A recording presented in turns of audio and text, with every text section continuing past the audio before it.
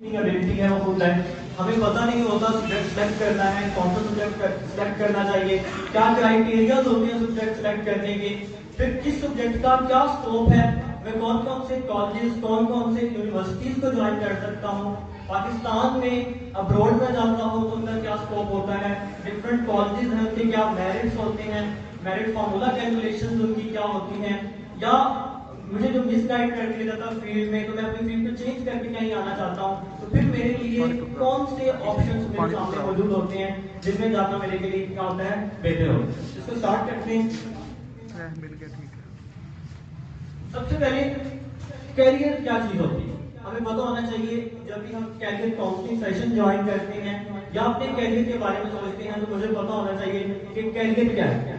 Career को एक short में अगर आपको कहूँ तो कैरियर का मतलब होता है आपके पास वो अपॉर्चुनिटीज जिनकी बेस के ऊपर आप प्रोग्रेस कर सकते हैं, आप तरक्की कर सकते हैं इन अपॉर्चुनिटीज की बेस पे। अच्छा, कैरियर का मतलब सिर्फ ये नहीं है कि मैंने अच्छी जिंदगी गुजारनी है। कैरियर का मतलब ये है कि मैंने अपनी जिंदगी अच्छे तरीके से गुजारनी। एक होता है अच्छी गुजारना, मेरे पास सिर्फ पैसा आ गया, पैसा कैरियर का मतलब नहीं है। कैरियर जिंदगी अच्छे तरीके से गुजारने का मतलब क्या होता है, आप कुछ कह सकते हैं तो कैरियर इन शॉर्ट अपॉर्चुनिटीज होती हैं आपकी जिंदगी में आगे बढ़ने की, जिनसे आप खुश भी हो माली लिहाज से भी और इंटरनली भी आप जिनसे खुश हो वो आपके पास कैरियर हो। अब कैरियर गाइडेंस जरूरी है तो ये मैं आपके सामने कुछ पॉइंट्स मैंने सामने लिखे हैं। हमारी जो यंग जनरेशन है सबसे बड़ा इनका प्रॉब्लम ये है कि कभी अपने फ्यूचर को प्लान नहीं करते, अपने लिहाज में नहीं करते। हम अपने फ्यूचर को किसी दूसरे की जो मोटिवेशनल स्टोरी होती है उसके ऊपर चलाने की कोशिश करते हैं और नतीजा क्या निकलता है, हम फेल हो जाते हैं। याद रखिएगा इस दुनिया में 6.5-7 अरब लोग हैं, उनमें से हर पर्सन की अपनी अलग सक्सेस स्टोरी है। क्या है, हर पर्सन की अपनी अलग सक्सेस स्टोरी है। आपने अपनी सक्सेस स्टोरी आपने खुद लिखनी है, अपनी डेस्टिनेशन अपनी तकदीर आपने खुद बनानी है, ये कोई और नहीं बनाएगा। पहला पॉइंट होता है आपको क्या करना है, अपना फ्यूचर को प्लान करना। दूसरा मिस गाइडेंस होती है, हम क्राउड को फॉलो करते हैं।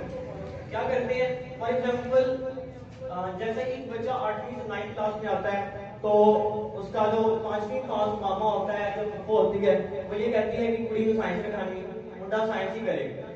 मतलब उसके ऊपर हम क्या कर रहे थे, फोर्स कर रहे होते हैं।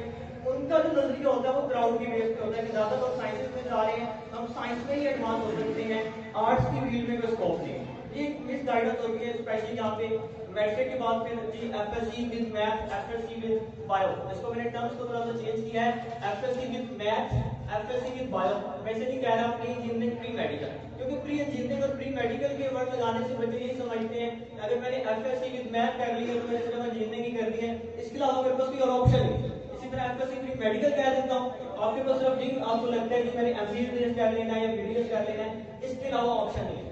इसको टर्म को थोड़ा सा चेंज करें अपने माइंड के अंदर, FSc with math and FSc with bio.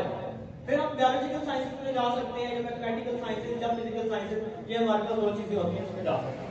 Third जो हमारा होता है, हम अपना जो कैरियर चूज कर रहे होते हैं, सब्जेक्ट चूज कर रहे होते हैं, दूसरों से असर ले रहे होते हैं। फॉर एग्जाम्पल मेरे बड़े भाई ने बायो रखी थी, मेरी बड़ी बहन ने बायो रखी थी तो मैंने बायो रखनी है। अच्छा, मेरा कजन कंप्यूटर कर रहा था, आजकल वो मलेशिया में होता है, बड़ा अच्छा कमा रहा है, तो क्यों ना मैं कंप्यूटर कर। ये हम दूसरों से इन्फ्लुएंस हो रहे होते हैं, दूसरों को देखते हुए हम क्या करते हैं, अपना कैरियर चूज करते हैं, ये भी एक गलत चीज है।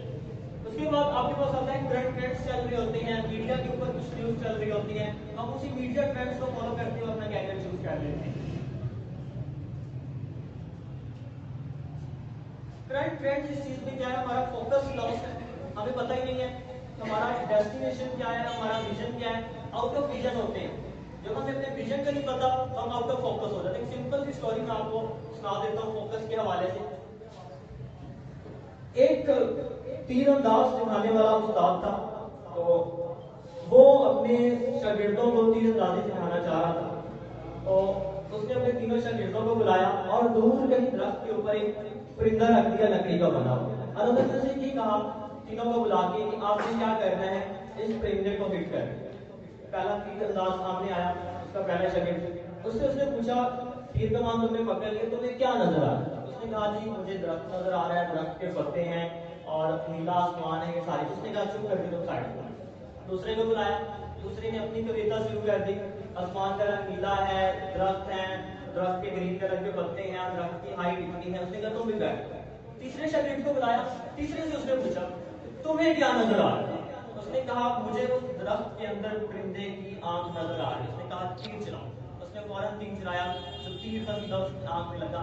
ये होता है फोकस, कि मेरा फोकस क्या है, मेरा ये डेस्टिनेशन है, मैंने इस चीज को देखना है। इर्द गिर्द क्या हो रहा है मुझे उस चीज से कंसर्न नहीं है। जो आपने फर्स्ट वीडियो देखी है उसका मेन मोरल लेसन यही था कि आपने अपने काम पे फोकस करना है। मुझे नहीं पता मेरे इर्द गिर्द क्या हो रहा है, मुझे नहीं पता मुझे किस तरह डिमोटिवेट किया जा रहा है, मुझे कौन रोक रहा है मेरी मंजिल से पहुंचने से। मेरा ये एम है, मेरा ये विजन है। I have to reach to that destination. मैंने उस डेस्टिनेशन क्या करना है।